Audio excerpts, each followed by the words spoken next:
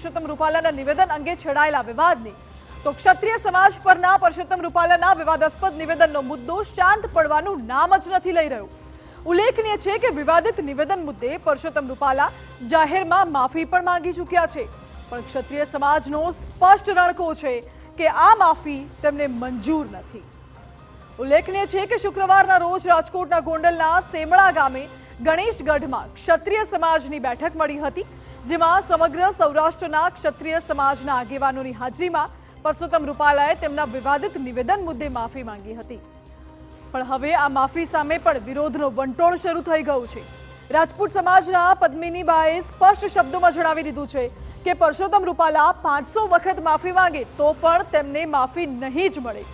જ્યારે બીજી તરફ કરણી સેનાના ગુજરાતના પ્રદેશ અધ્યક્ષે પણ હવે ડબલ જોશથી લડત ચાલુ થશે તેવો દાવો વ્યક્ત કર્યો।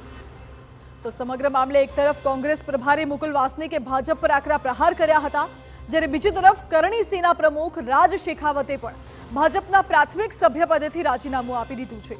આ દ્રશ્યો સ્પષ્ટ કરી રહ્યા છે કે માફી છતાં આવનારા દિવસોમાં ન માત્ર પરસોત્તમ રૂપાલાની પરંતુ ભાજપની મુશ્કેલીઓ પણ વધી શકે છે।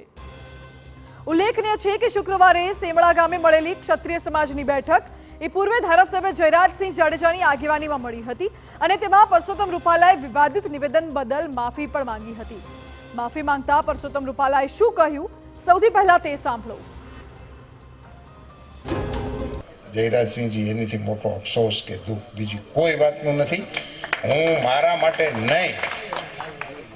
માટે નહીં સાહેબ શબ્દ વાપરું છું, સમજીને વાપરું છું, ક્ષત્રિય સમાજની સભામાં વાપરું છું, જયરાજસિંહના અધ્યક્ષ સ્થાને મળેલા આ બધા મહાનુભાવોની ઉપસ્થિતિમાં બોલું છું કે મારી પાર્ટીને મારા કારણે સાંભળવાનું થયું છે। મિત્રો, હું આ સમાજ પાસે 2 હાથ જોડીને માફી માંગુ છું। જોકે પરસોત્તમ રૂપાલાની માફી બાદ પણ ક્ષત્રિય સમાજનો વિરોધ યથાવત છે। જયરાજસિંહ જાડેજાની આગેવાનીમાં મળેલા સંમેલનને કરણી સેના રાજકીય સંમેલન ગણાવી રહ્યા છે અને હાલ તો રૂપાલાનો વિરોધ કરતું પોસ્ટર પણ સોશિયલ મીડિયામાં વાયરલ થઈ રહ્યું છે।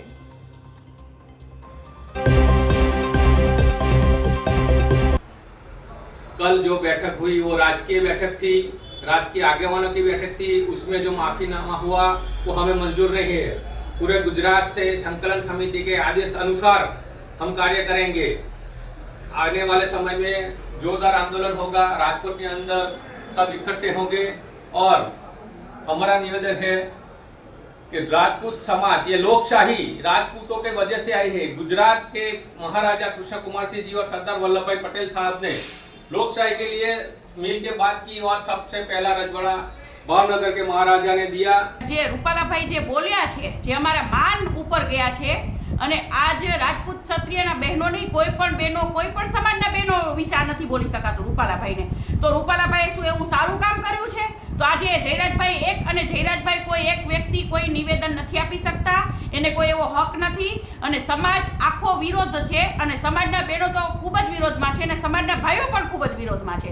તો અમે આ જયરાજભાઈનું નિવેદન નહીં ચલાવી લઈએ અને માફી તો આપવાની જ નથી। માફી તો રૂપાલાભાઈ 5 નહીં 500 વખત માફે ને તો પણ એને માફ નથી।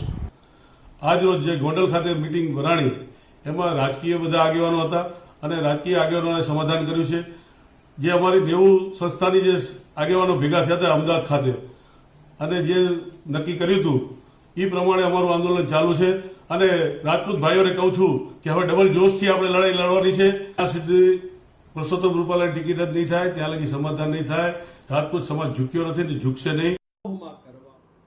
તો કરણી સેનાના અધ્યક્ષ રાજ શેખાવતે પણ સમગ્ર મામલે ભાજપ પર આકરા પ્રહાર કરતા જણાવ્યું કે ભાજપે આ ઘટનામાં કોઈ જરૂરી કાર્યવાહી નથી કરી અને એટલે જ તેમણે ક્ષત્રિય સમાજની ઉપેક્ષાને પગલે ભાજપના પ્રાથમિક સભ્યપદેથી રાજીનામું આપી દીધું છે। आक्रोशित है। उसके पश्चात भी भारतीय जनता पार्टी की आला कमान द्वारा अभी तक कोई ठोस कदम नहीं उठाए गए। तो मैं डॉक्टर राज शेखावत तुरंत प्रभाव से भारतीय जनता पार्टी की जो प्राथमिक सदस्यता जो मैंने ग्रहण की थी विधानसभा चुनावों से पूर्व, उस प्राथमिक सदस्यता से मैं इस्तीफा देता हूं, तुरंत प्रभाव से इस्तीफा देता हूं आज के पश्चात मैं भारतीय जनता पार्टी के किसी भी पद पर स्थापित नहीं रहूंगा। તો આ તરફ કોંગ્રેસે પણ હવે સમગ્ર મામલે ભાજપને ઘેરવાના પ્રયાસો કર્યા। ગુજરાત કોંગ્રેસ પ્રભારી મુકુલ વાસનિકે ભાજપ પર પ્રહાર કરતા કહ્યું હતું કે બેજવાબદારી ભર્યું નિવેદન આપનારા લોકો ભાજપમાં મોટા પદ પર છે। देखिए, इसका जवाब तो जनता अपनी अदालत में कर ही देंगी, लेकिन ये दुर्भाग्यपूर्ण है कि इस तरह से ऐसे गैर जिम्मेदारान बयान देने वाले लोग महत्वपूर्ण पदों पर बैठे हुए हम आज देखते हैं। सर, दूसरी बात करें, नाराजगी दिख रही है भाजपा में। साबरकांठा हो, वलसाड़ हो, कई लोकसभा को विधानसभा 2 उम्मीदवार तो उनको चयन भी करना पड़ा है भाजपा को इस बार। चयन करने के बाद भी काफी नाराज। देखिए, ये स्थिति सिर्फ गुजरात में ही नहीं, भारतीय जनता पार्टी के खिलाफ पूरे मुल्क में आक्रोश फैला हुआ है। वो कल तक दिख नहीं रहा था, अब दिखना शुरू हो गया है, लेकिन जैसे जैसे मतदान का दिन नजदीक आएगा, ये एक बहुत बड़ी आंधी का रूप धारण करेगा। ક્ષત્રિય સમાજ લડી લેવાના મૂડમાં છે, એટલે કે પરસોત્તમ રૂપાલાની માફી છતાં પણ ક્ષત્રિય સમાજમાંથી જબરદસ્ત વિરોધ સામે આવી રહ્યો છે। ત્યારે આ જોતા આગળ પરિસ્થિતિ વધુ વણસે તેવી શક્યતા અત્યારે જોવા મળી રહી છે।